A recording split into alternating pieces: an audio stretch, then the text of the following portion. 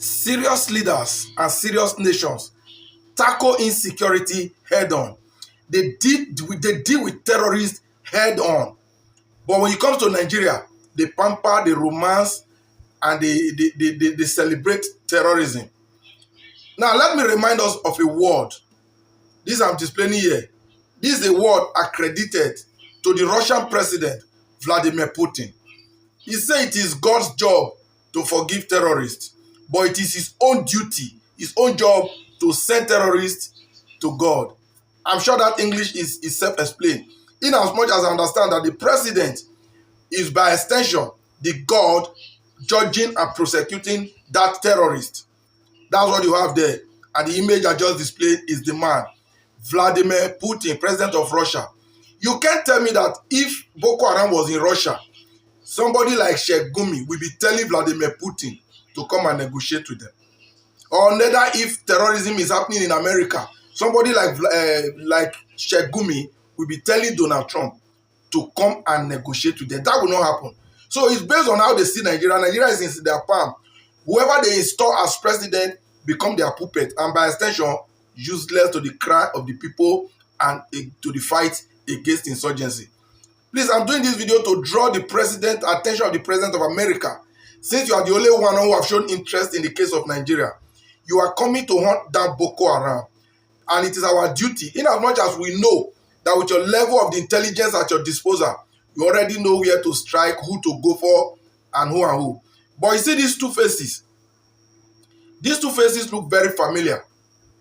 And one of them is Osama bin Laden, the man who America hunted for years until they were able to get him down in Afghanistan. Now, I don't know which of these two is Osama bin Laden, but I know one is Osama bin Laden and one is Sheikh Gumi of Nigeria, the terrorist sympathizer.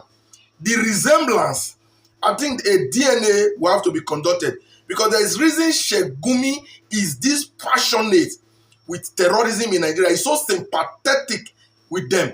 He grant interview in their defense. He has done everything and he's still working free. That is a greatest proof that Nigeria is already a failed state when it comes to security. Somebody like Sheikh Gumi should no longer be in the free world. He's a threat to humanity. I think I was privileged to be able to speak with somebody from Kano. Is it Kano or Kaduna? Where I was told about how his father did exploit in unaliving hundreds of thousands of Christians. So it is in his lineage and in his DNA. So there is something very similar about these two, Sheikh Gumi and Osama bin Laden. Just look at their faces and tell me, how are these people not related? If DNA is conducted, then you will find out there is something the world doesn't know about. Because somebody cannot like terrorism as much as Sheikh Gumi loved them. I don't even think Osama bin Laden did that much that he had to become a global threat and was hunted down by America. Donald Trump, you cannot hunt down, as in your government, your country cannot hunt down Osama bin Laden. Why another Osama bin Laden, in the guise of Sheikh Gumi, roam the street of Nigeria free? This must not continue. So like the word of Vladimir Putin, let Donald Trump take it as a job to send terrorists and their masters. Because in Nigeria now, we now know who their real master is. We know they have a lot of sponsors and other aides in government. But this Sheikh Gumi is already obvious and known. So Donald Trump, please look into it. Just look at these two faces and tell me, how are they not related? Because so many similarity in their looks and action.